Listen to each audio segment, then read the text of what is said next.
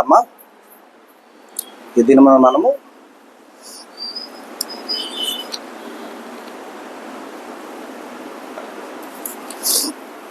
36వ అధ్యాయం 36వ కీర్తన మనం ధ్యానం చేసుకుందాం.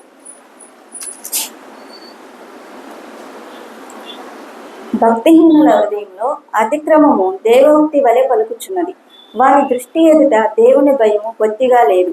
వాని దోషము బయలుపడి అసహ్యముగా కనబడు వరకు అది వాని దృష్టి ఎదుట వాని ముఖస్థుతి చేయుచున్నది. వాని నోటి మాటలు పాపమునకును కపటమునకును ఆస్పదములు. బుద్ధి కలిగి ప్రవర్తింపును మేలు చేయని వాడు మానివేసి ఉన్నాడు. వాడు మంచం మీదనే పాప యోచించును. వాడు కాని నడతలు నడుచువాడు చెడుతనము వానికి అసహ్యము కాదు. యెహోవా, నీ కృప ఆకాశమునంటుచున్నది, నీ సత్య సందత్వము అంతరిక్షమునంటుచున్నది. నీ నీతి దేవుని పర్వతములతో సమానము, నీ న్యాయ విధులు మహా అగాధములు. యెహోవా, నరులను జంతువులను రక్షించువాడవు నీవే. దేవా, నీ కృప ఎంతో అమూల్యమైనది. నరులు నీ రెక్కల నీడను ఆశ్రయించుచున్నారు. నీ మందిరము యొక్క సమృద్ధి వలన వారు సంతృప్తి నొందుచున్నారు. నీ ఆనంద ప్రవాహములోనిది నీవు వారికి త్రాగించుచున్నావు. నీ యొద్ద జీవపు ఊట కలదు. నీ వెలుగును పొందియే మేము వెలుగు చూచుచున్నాం. నిన్ను ఎరిగిన వారి ఎడల నీ కృపను, యథార్థ హృదయుల ఎడల నీ నీతిని ఎడతెగక నిలుపుము. గర్విష్ఠుల పాదమును నా మీదకు రానియకము, భక్తిహీనుల చేతిని నన్ను పారదోలనీయకము. అదిగో, పాపము చేయువారు అక్కడ పడి ఉన్నారు, లేవలేకుండా వారు కడద్రోయబడి ఉన్నారు. చదవబడ్డ లేఖన భాగాన్ని మనం గమనిస్తే కనుక చూడమ్మా, భక్తిహీనుల హృదయములలో అతిక్రమము దేవోక్తి వలె పలుకుచున్నది. వారి దృష్టి ఎదుట దేవుని భయము బొత్తిగా లేదు. భక్తిహీనులు వారి హృదయంలో ఉన్నటువంటి ఆ యొక్క చెడు తలంపు ఇదంతా కూడా ఎలా చూస్తారమ్మా? దేవోక్తి వలె, అంటే దేవుని యొక్క విధానము, ఆయన ఇలాగే చెప్పాడు, ఇలాగే నడవమన్నాడు అనేటటువంటి విధానంతో పలుకుతారు.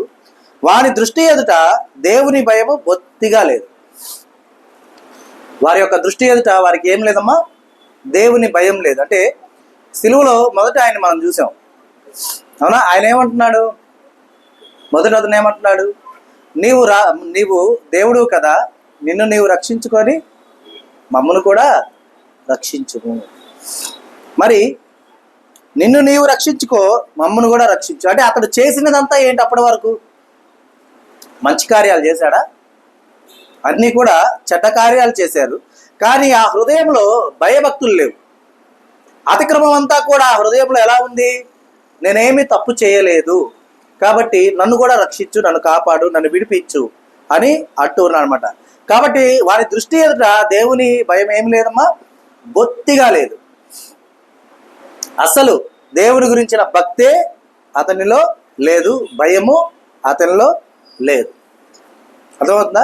కాబట్టి మన ఎదుట కూడా అలాంటి వారు ఉంటూ ఉంటారు.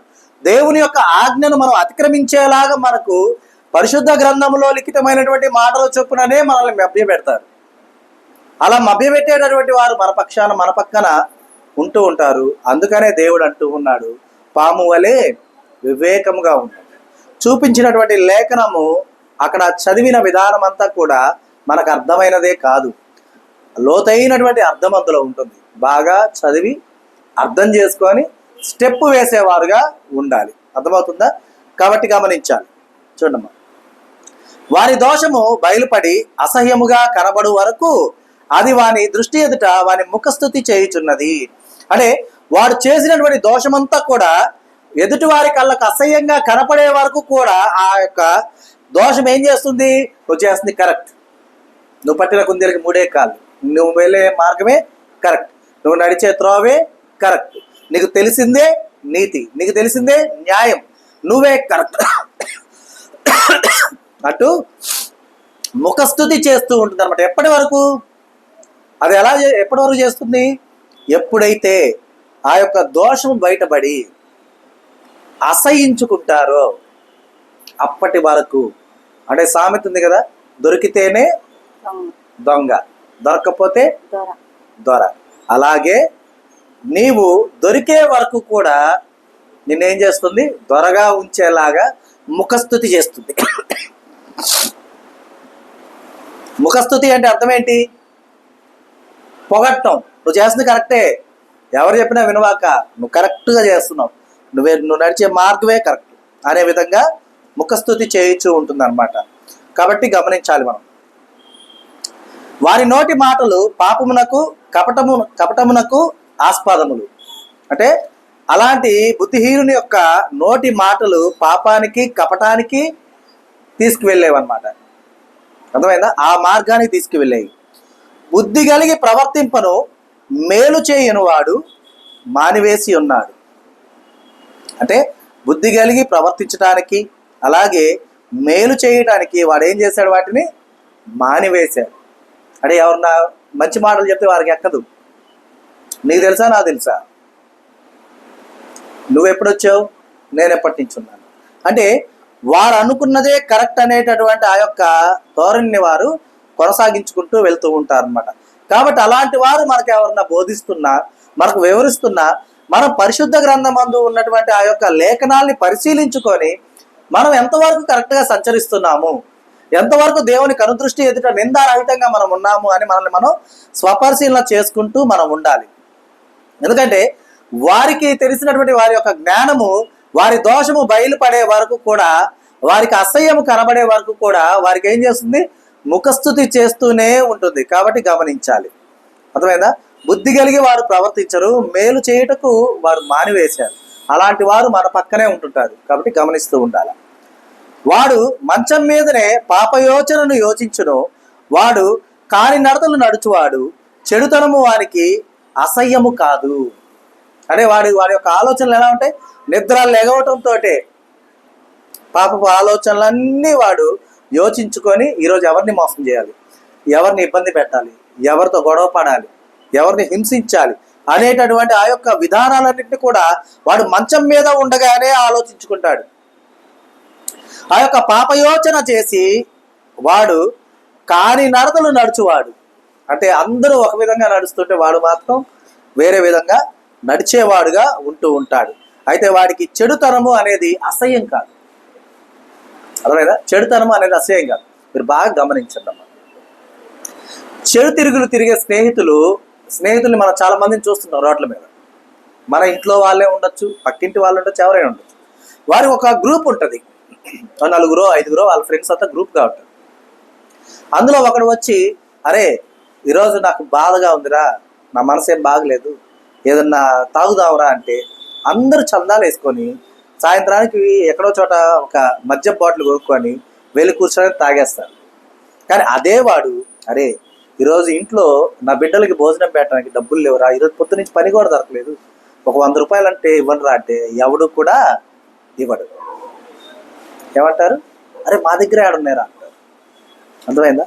అంటే ఇక్కడ మంచిని చేయడానికి అదే వారికి అసహ్యం, కానీ చెడుతనము చేయడానికి వారికి ఎలా ఉంటుందమ్మా? ఎంతో ఇంపుగా ఉంటుంది, ఎంతో ఇష్టంగా ఉంటుంది. కాబట్టి అలాంటి వారితో మనం చాలా జాగ్రత్తగా ఉండాలి. యెహోవా నీ కృప ఆకాశమునంటుచున్నది, నీ సత్యసంధత్వము అంతరిక్షమునంటుచున్నది. మరి అయ్యా నీ కృప ఆకాశం అంత ఎత్తుగా ఉంది, మరి నీ సత్యము అందలి ఆనందం ఎలా ఉంది? అంతరిక్షమునంటుచున్నది. అర్థమైందా? అంటే దేవుని యొక్క కృప ఏమో అంత విశాలంగా అంత ఎత్తుగా ఉంటూ ఉండగా ఆయన యొక్క సత్యము సంధత్వము అవి ఎలా ఉన్నాయమ్మా? అంతరిక్షమును అంటుచూ ఉన్నవి. అర్థమైందా? అంతరిక్షం మనకు కనపడుతా, ఆకాశం మనకు కనపడుద్దా? అంతరిక్షం కనపడదా? అంతరిక్షం కనపడదా? మనం చూస్తే కనపడేదంతా ఆకాశము అంతరిక్షమే. అయితే ఆకాశము అనగా మనకు నిర్దిష్టమైనటువంటి కిలోమీటర్ల దూరంలో ఉన్నది ఆకాశము. ఇక అక్కడి నుంచి మనకు ఏదైతే కనపడకుండా గోచరంగా ఉంటుందో అదంతా అంతరిక్షమై ఉన్నది. అంటే కొద్దిగా కనపడినట్టుగా ఆ పాలపుంతలు మనకు నక్షత్రాలు కనపడతాయి, అంతవరకు అది కూడా అంతరిక్షమే. అర్థమైందా? అంటే అంత గొప్పవైనవి ఉన్నాయి దేవుని యొక్క కృప సత్యము. అలాగే నీ నీతి దేవుని పర్వతములతో సమానము, నీ న్యాయ విధులు మహాగాధములు. యెహోవా నరులను జంతువులను రక్షించువాడవు నీవే. దేవుని యొక్క నీతి ఎలా ఉందంటమ్మా? పర్వతములతో సమానం. అర్థమైందా? న్యాయ విధులు ఎలా ఉన్నాయి? మహాగాధములు. అంటే పర్వతము అనేది పర్వతపు కొన నీకు కనపడుతుంది. కనపడుద్దా? కనపడదా? కనపడుతుంది కదా. అంటే దేవుని యొక్క నీతి నిన్ను ఎంత ఎత్తులో నిలబెట్టుద్దో నీకు కనపడుతుంది. ఎవరెస్ట్ శిఖరం ఎక్కాను నేనని చెప్పి జెండా పట్టుకొని నిలబడతారు. వాళ్ళని గొప్పగా ఆ దేశం అంతా పొగుడతారు. ఎందుకని? శిఖరం అంచున ఉన్నాడని.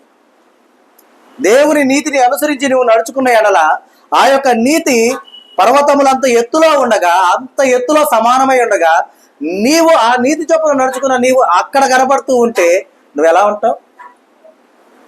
గొప్పగా ఉంటావు. అలాగే దేవుని యొక్క న్యాయ విధులు మహాగాధములు. అంటే ఎంత అగాధము అంటే ఎలా ఉంటుంది? లోతుగా ఉంటుంది. అంటే దాని అర్థం ఏంటంటే దేవుని యొక్క న్యాయ విధుల్ని నువ్వు త్రవ్వే కొద్దీ, నువ్వు తెలుసుకునే కొద్దీ అవి నీకు బాహాటంగా వస్తూనే ఉంటాయి బయటికి. అర్థమైందా? నాకు ఇదిగో ఇంత జ్ఞానం ఉన్నది, ఇది సరిపోయింది అని నువ్వు అనలేవు. నువ్వు ఒక్కసారి ప్రయత్నం చేసావా, నీకు ఆ ప్రయత్నం ఏం చేస్తుందంటే మహా జ్ఞానాన్ని దయచేస్తుంది. కాబట్టి ఆయన న్యాయ విధులు మహాగాధములు. యెహోవా నరులను జంతువులను రక్షించువాడవు నీవే. దేవా, నీ కృప ఎంతో అమూల్యమైనది. నరులు నీ రెక్కల నీడను ఆశ్రయించుచున్నారు. నీ మందిరం యొక్క సమృద్ధి వలన వారు సంతృప్తి నొందుచున్నారు. నీ ఆనంద ప్రవాహంలోనిది నీవు వారికి త్రాగించుచున్నావు. నీ యొద్ద జీవపు ఊట కలదు. నీ వెలుగును పొందియే మేము వెలుగు చూచుచున్నాము. కాబట్టి దేవుని యొక్క కృప ఎలా ఉందమ్మా? ఎంతో అమూల్యమైనది.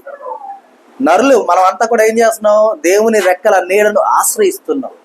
అంటే అయ్యా, నీవే మా కేడము, నీవే మా రక్షణ శృంగము, నీవే మా డాలు, మేము దాగుచోటు నీవే అని దేవుని యొక్క రెక్కల చాటున మనం అంతా కూడా దాంకుంటూ ఉన్నాం. అంటే ఆయన మన సంరక్షకుడు అని చెప్పేసి మనమంతా కూడా ఆయన్ని ఆశ్రయిస్తూ ఉన్నాం. అయితే ఆయన మనల్ని వృధాగా అట్లా వదిలేలా ఏం చేస్తున్నాడు దేవుడు? దేవుని యొక్క మందిరం యొక్క సమృద్ధితో మనల్ని ఏం చేస్తున్నాడమ్మా? తృప్తిపరుస్తున్నాడు. మందిరం యొక్క సమృద్ధి అంటే ఏమీ లేదు, సంతోష సమాధానాలు. మనం మందిరానికి వెళ్తే ఆనందం, మందిరానికి వెళ్తే కొత్త విషయాలు నేర్చుకోవటం, మందిరానికి వెళ్తే దేవుని యొక్క స్పర్శను మనం పొందటం, మందిరానికి వెళ్తే దేవుని యొక్క సన్నిధిలో మనం నిలబడటం, ఉండటం, ఆ యొక్క విధానం అవన్నీ కూడా మనకు సమృద్ధిగా దేవుడు ఏం చేస్తున్నాడు? సంతృప్తి నొందుచున్నాం మనం వాటితో. ఎందుకంటే ఇంకా ఆయన యొక్క ఆనంద ప్రవాహంలోనిది దేవుడు మనకేం చేస్తున్నాడమ్మా? త్రాగించుచున్నాడు. ఎందుకని? దేవుని యొక్క ఏముంది? జీవపు ఊట ఉన్నది. అర్థమైందా? నేనిచ్చు నీరు త్రాగువాడు మరి అన్నిటికీ కూడా దప్పికొన్నాడు.